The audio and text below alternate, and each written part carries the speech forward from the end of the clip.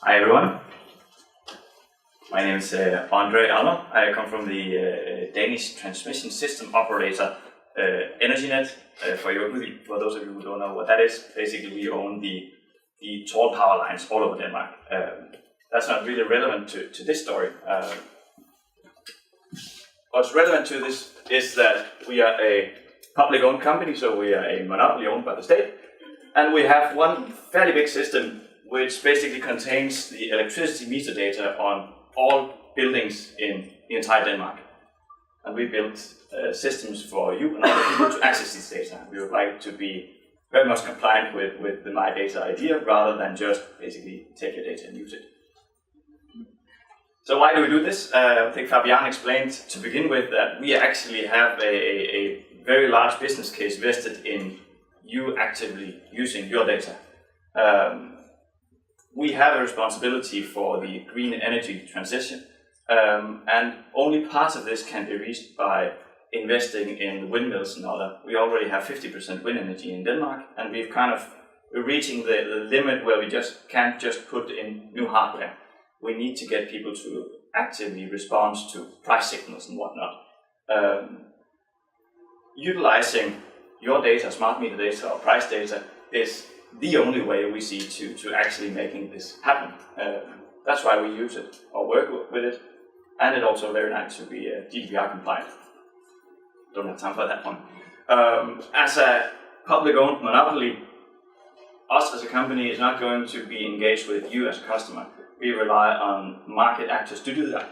So we try our best to design systems and processes and activities around enabling commercial parties to engage you as customers and have those two deal in basically making agreements that we can buy back from the commercial parties. In plain words, that would mean getting someone to ask you to shut down your power in your electrical vehicle or your electrical heating, maybe 5 minutes or 10 minutes in one day where we have a problem of not having enough green energy in the grid. That could be one use case.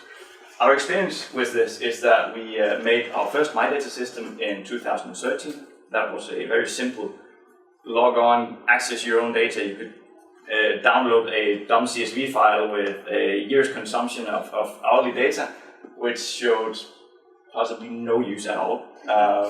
In 2016, we then launched a data delegation system where commercial parties could ask customers, is it okay for us to ask to see the data that we have registered on you? But more importantly, we enabled them to ask you, can we see the data that is going to be registered on you in the next month or the next year per hour? And that was hugely interesting for a lot of people.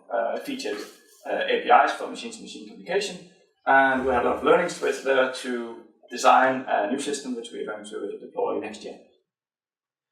So our experience is that from 2 years of running, we have already have 140 companies enabling services to private consumers or corporations only working on getting data and using that data. Most of the uses for private households is simple energy monitoring apps, but for a lot of the companies, we have maybe a single agreement with 10,000 metering points where a corporation can monitor electricity and also make agreements on how their consumption preferences will be in the future. The interest has mainly been from corporate consumers and not so much from private households. We found out from the private households that the design of such a process has to be really, really simple and smooth for anyone to onboard any activity involving data. Because I think the good example was when Fabian asked who is interested in energy data, basically just us few who work with energy data. But if we ask you, would you like to maybe save 30% off your energy bill as a private consumer? Maybe that's more interesting. Would you like to help the green energy transition? Maybe that's more interesting for you as a private consumer. We found out that this cumbersome delegation, which our current delegation process is really a hindrance to get people to use these services.